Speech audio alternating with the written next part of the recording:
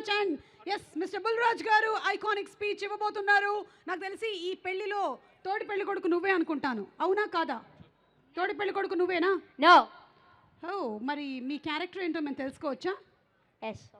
Okay.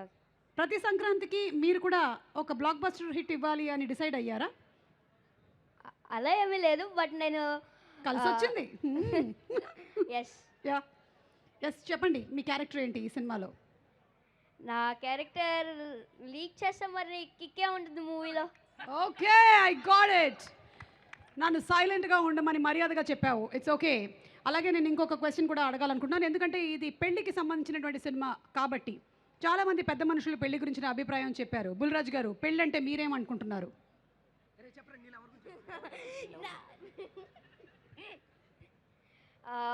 పెళ్ళంటే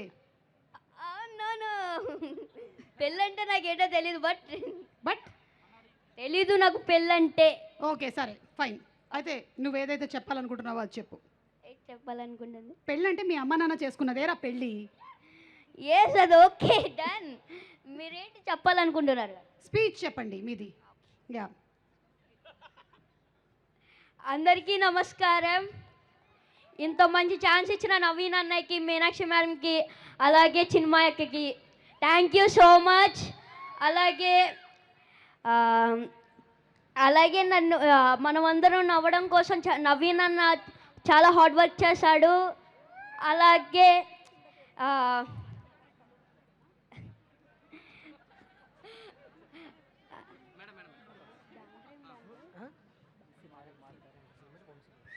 సితారా ఎంటర్టైన్మెంట్స్కి నా special thanks. అలాగే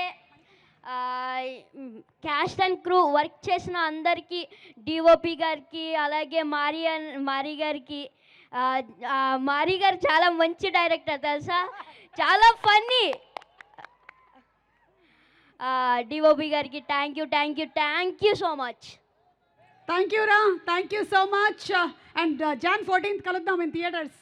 yes, Jan 14th Anaganaga Oka Raju. Please super duper hit చేస్తారు అనుకుంటున్నా, మొన్న సంక్రాంతికి వస్తున్నాం లాగా. Yes, correct. Okay, thank you so much. రండి కిందకి వెళ్ళి ఆడియన్స్ ఏమనుకుంటున్నారు అసలు ఈ సినిమా గురించి అని ఒకసారి కనుక్కొని వద్దాము. Let's go there, come on.